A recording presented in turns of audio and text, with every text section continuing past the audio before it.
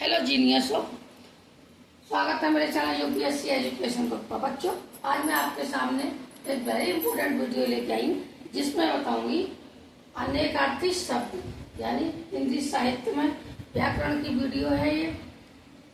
इसमें मैं यानी कोई एक शब्द होता है उसके कितने अर्थ हो सकते हैं। तो अर्थ तो एक शब्द के बहुत होते हैं बच्चों, लेकिन फिलहाल मैं आपको 2 या 3 अर्थ बताऊंगी। एक शब्द के 2 या 3 अर्थ बताऊंगी। तो बच्चों, जब भी आप कोई कंपटीशन की तैयारी करते हो या किसी कंपटीशन में पार्टिसिपेट करते हो या कहीं भी कंपटीशन के लिए जाते हो, तो जब आपका पेपर आता है तो उसमें 20 या 25 क्वेश्चन जरूर आपके इससे व्याकरण से रिलेटेड आते हैं। तो उसमें पूछा जाता है, जैसे आपके व्याकरण से रिलेटिव है तो आपको दे दिया अंबर, और आपसे कहा कि अंबर है जो शब्द, इसको हम और कितने नामों से जान सकते हैं और कितने नाम हो सकते हैं इसके। जब तक आपको याद नहीं होगा तो आप कैसे बताओगे कि अंबर को हम किस किस नाम से जानते हैं, या फिर कमल को किस किस नाम से जानते हैं, या फिर गुण को किस किस नाम से जानते हैं, या फिर कुछ शब्द दे दिए जाएंगे मिक्स करके और उसमें पूछा जाएगा आप अमृत शब्द आपके अर्थ बताइए, यानी अमृत शब्द को और नामों से आता है, या फिर इनका चयन कीजिए कि अमृत के कौन से और अंबर के कौन से, अनल के कौन से और कंचन के कौन से, गुड़ के कौन से। तो आप कंफ्यूज हो जाते हो कि भाई हमने तो पढ़ा नहीं है, या हमें समझ में नहीं आया, या आता नहीं है, या भूल गए, जो भी आपके साथ उस समय परिस्थितियाँ बन जाए। तो यही चीज ध्यान में रखते हुए मैं आपके सामने ये वीडियो लेके आई थी। और बच्चों, ये कंपटीशन में तो आते ही हैं, आपके हिंदी व्याकरण के अंतर्गत भी आती हैं।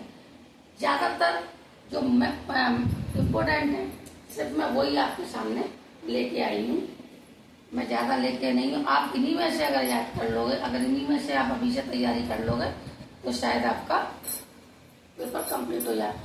दूसरी बात बच्चों, जैसे ये अमृत लिखा है, ठीक है, तो अमृत के शब्द पूछे जाएंगे या फिर सुधा के पूछे जाएंगे कि सुधा को हम किस किस नाम से जानते हैं, या अंबर को आकाश लिख दिया जाएगा तो आपको पूछेगा कि हम आकाश को और किन नामों से जानते हैं।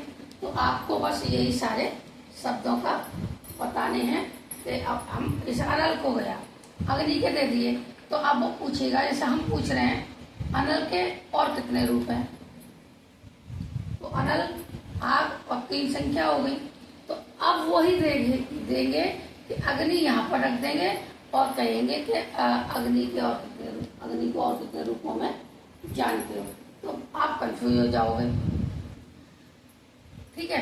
तो यही सोचकर मैंने सोचा कि ठीक है, आपके लिए वीडियो बनाई जाए जिससे आप कहीं भी कॉम्पिटिशन में बैठो तो आपको ज्यादा दिक्कतों का सामना ना करना पड़े। चलिए बताते हैं। जैसे आपको हेडिंग से ही मालूम पड़ गया होगा कि मैं क्या बताना चाह रही हूँ आपको, और मैं क्या आपको इसमें बताऊंगी और किसका विषय है ये। तो बच्चों, अनेकार्थ शब्द हैं, यानी एक शब्द के अनेक अर्थ हैं, और हिंदी व्याकरण साहित्य, हिंदी में व्याकरण की वीडियो है ये। चलिए, जैसे अमृत है, अमृत के सुधा, दूध और औषध। अंबर का आकाश और वस्त्र, यानी आकाश, अंबर को आकाश भी कहते हैं और वस्त्र भी कहते हैं। अनल को आग भी बोलते हैं, और 3 की संख्या भी अनल ही कहलाई जाती है। कमल, पीलिया रोग या पंकज। बच्चों, कमल आपने पंकज देख लिया होगा कमल का, ठीक है, नीरज देख लिया होगा, लेकिन ये पहला शब्द आ गया है पीलिया रोग, यानी ये पीलिया रोग बता दिया है मैंने। तो आप इसको भी ध्यान रखना कि कमल का पीलिया रोग भी एक दूसरा नाम है। कंचन का सोना धन धतूरा, ठीक है, सोना धन धतूरा, यानी कंचन को हम कितने नामों से जान सकते हैं, सोना धन धतूरा। गुण को, गुण होती है किसी व्यक्ति का गुण, विशेषता और स्वभाव, ठीक है, यानी अगर आपको कह दिया कि विशेषता को हम और कितने नामों से जानते हैं, तो भी आप गुण और स्वभाव बताओगे। स्वभाव को कितने नामों से जानते हैं, तो आप गुण और विशेषता बताओगे। घर, घर बच्चों, घर हम अब निवास स्थान को भी कहते हैं कि हमारा घर है, और जैसे नॉर्मल भी कहते हैं कि आप रहते तो वहाँ हो, पर आपका जन्म स्थान, आपका घर कहाँ है, तो आप जन्म स्थान भी उसको बोल सकते हो।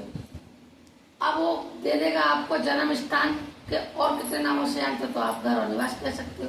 निवास को और कितने स्थानों से नामों से जानते हो, तो घर और जन्म स्थान कह सकते हो। जड़, जड़ को कहते हैं मूर्ख को, जिसमें कोई गति ना हो, तो वो मूर्ख होता है। जिसको कोई किसी चीज का आवास ना हो। अचेत, इसको भी, अचेत माने बेहोश आलम, तो उसको भी किसी चीज का ज्ञात नहीं रहता, तो उसको बोलते हैं जड़। जड़, जो अपनी जगह से किसी की लेने डुलेने और कुछ भी जानता ना हो। निशाचर, निशाचर माने रात में चलने वाले, रात में रहने वाले या गलत लोग। तो निशाचर एक तो उल्लू को भी कहते हैं और राक्षस को भी कहते हैं। ठीक है, जैसे अब कह दिया आपको उल्लू को और कितने नामों से जानते हो, निशाचर और राक्षस। राक्षस को आप कितने नामों से जानते हो, तो उल्लू भी कह सकते हो, निशाचर भी कह सकते हो। क्योंकि उल्लू होता है रात को चलता है, और निशाचर होता है वो भी रात को चलते हैं। राक्षस आदमी दिन में तो ना चलते हैं, अभी भी राक्षस होते हैं जो छोटे छोटे लड़कियों का मुंह छेड़ते हैं, बलात्कार करते हैं, वो भी राक्षसों की गिनती में आती हैं। ठीक है। पवन, पवन होती है हवा। ठीक है, हवा को पवन कहते हैं, वायु भी कहते हैं, सांस लेना भी कहते हैं, श्वास भी कहते हैं। अगर हम सांस ही लेंगे, सांस में हवा ही तो छोड़ते हैं, वही हवा ही लेते हैं।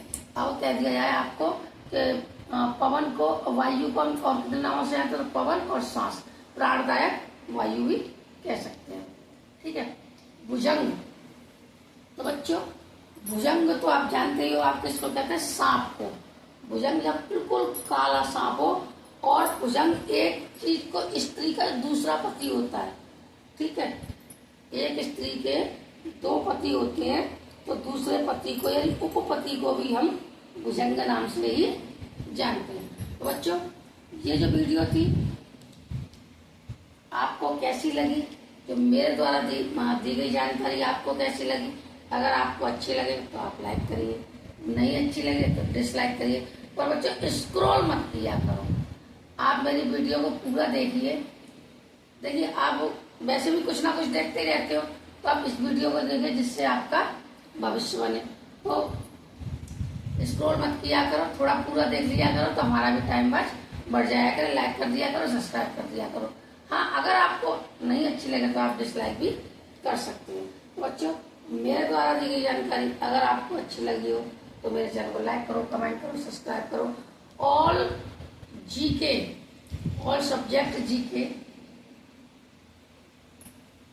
के लिए मेरे चैनल को सेलेक्ट करिए, सब्सक्राइब करिए, कमेंट करिए, शेयर करिए, जिससे हम छोटे छोटे यूट्यूबरों का टाइम वॉच बढ़े, सब्सक्राइब बढ़े और लाइक कमेंट भी बढ़े। इससे और जब ये सारी चीजें बढ़ेगी तो बच्चों हम भी आगे बढ़ेंगे। ठीक है, मिलते हैं एक नई वीडियो के साथ। थैंक यू, धन्यवाद।